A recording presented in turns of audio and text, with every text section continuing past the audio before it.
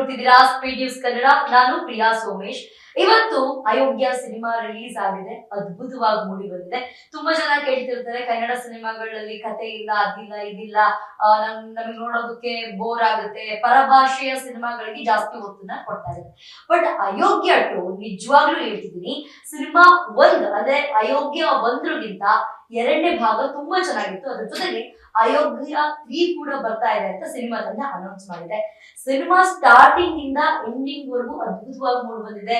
ಸಾಧು ಕೋಕಿಲ್ ಅವರ ಕಾಮಿಡಿ ಆಗಿರಬಹುದು, ಅದರ ಜೊತೆಗೆ ಆಕ್ಷನ್ಸ್ ಆಗಿರಬಹುದು, ಸಾಂಗ್ ಗಳಾಗಿರಬಹುದು, ರಚಿತಾ ರಾಮ್ ಅವರ ಈ ಮಂಡ್ಯ ಶೈಲಿಯ ಭಾಷೆ, ಅದೇನೋ ಹೇಳ್ತಾರಲ್ಲ, ಮಂಡ್ಯ ಗೊತ್ತು ಇಡೀ ಜಗತ್ಗೆ ಗೊತ್ತು ಅಂತ ಹೇಳ್ಬಿಟ್ಟು ಅಂತೆ ಆತರ ಹೇಳ್ತಾರಲ್ವಾ.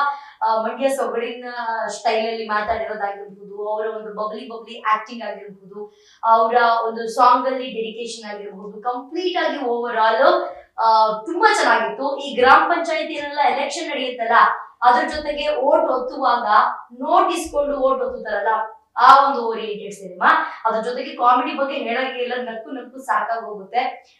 ತುಂಬಾ ಒಳ್ಳೊಳ್ಳೆ ಕಲಾವಿದರನ್ನ ಈ ಒಂದು ಸಿನಿಮಾದಲ್ಲಿ ಹಾಕೊಂಡು ಸಿನಿಮಾವನ್ನ ಮಾಡಿದ್ದಾರೆ. ತುಂಬಾ ಚೆನ್ನಾಗಿ ಮೂಡ್ ಬಂದಿದೆ. ಮತ್ ಇನ್ನೊಂದೇನು ಅಂತಂದ್ರೆ, ಇದನ್ನ ಈಗ ಒಂದಷ್ಟು ಕಡೆಗಳಲ್ಲಿ ಈಗ ರಿವೀಲ್ ಮಾಡ್ತಾ ಇದ್ದಾರೆ. ನೀವ್ ಎಕ್ಸ್ಪೆಕ್ಟೇ ಮಾಡಿರ್ಬಾರ್ದು.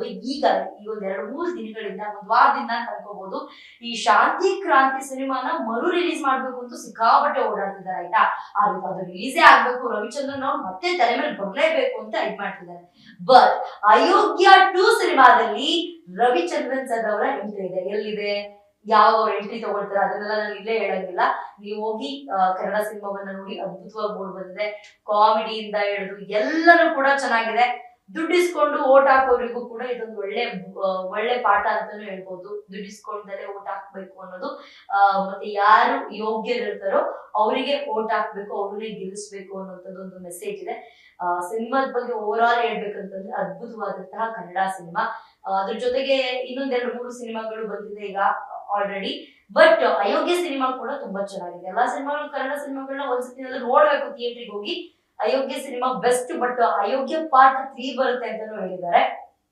ಒಂದು ಐಟಮ್ ಸಾಂಗ್ ತರ ಇದೆ, ಅದು ಕೂಡ ತುಂಬಾ ಚೆನ್ನಾಗಿದೆ. ಮಿಲ್ಕಿ ಬ್ಯೂಟಿನ ಹಾಕೊಂಡ್ ಮಾಡಿದ್ದಾರೆ, ಅದನ್ನ ಅನೌನ್ಸ್ ಮಾಡ್ತಾ ಇದ್ರು. ಕರ್ನಾಟಕದ ಮಿಲ್ಕಿ ಬ್ಯೂಟಿ ಇವರು ಕನ್ನಡ ಇಂಡಸ್ಟ್ರಿ ಅಂತ ಹೇಳ್ಬಿಟ್ಟು ಆ ಸಾಂಗ್ ಆಕ್ಟ್ ಮಾಡೋದಕ್ಕೆ.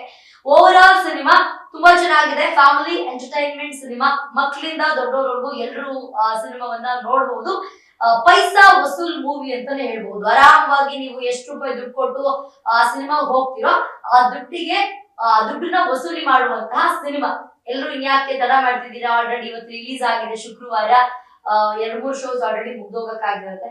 ಸೊ ನಾಳೆ ಫ್ಯಾಮಿಲಿ ಸಮೇತ ಹೆಂಗಿದ್ರು ವೀಕೆಂಡ್, ಸ್ಯಾಟರ್ಡೆ ಸಂಡೇ ವೀಕೆಂಡ್ ಆಗಿರೋದ್ರಿಂದ 2 ದಿನ ಹೋಗಿ ಸಿನಿಮಾವನ್ನ ನೋಡಿ ಅಂತ ಹೇಳ್ತೀನಿ. ಇವತ್ತು ಕಂಪ್ಲೀಟ್ ಥಿಯೇಟರ್ ಫುಲ್ ಸುತ್ತಮುತ್ತ ಹಬ್ಬದ ವಾತಾವರಣನೇ ನಿರ್ಮಾಣ ಆಗಿತ್ತು. ಫೈನಲಿ ಅಯೋಗ್ಯ ಸಿನಿಮಾ ಹೌಸ್ಫುಲ್ ಆಗಿ ತೆರೆ ಮೇಲೆ ಕಾಣ್ತಾ ಇದೆ. ಅದ್ಭುತವಾಗಿ ಮೂಡ್ ಬಂದಿದೆ. ನಿಮಗೆ ಎಲ್ಲರೂ ಸಿಕ್ಕುತ್ತೆ ಆ ಸಿನಿಮಾದಲ್ಲಿ. ಒಂದು ಎಂಟರ್ಟೈನ್ಮೆಂಟ್ ಸಿನಿಮಾದು, ಯಾರು ಮಿಸ್ ಮಾಡ್ಕೊಳ್ದೆ ಆ ಸಿನಿಮಾವನ್ನ ನೋಡಿ ಅಂತ ಹೇಳ್ತೀನಿ.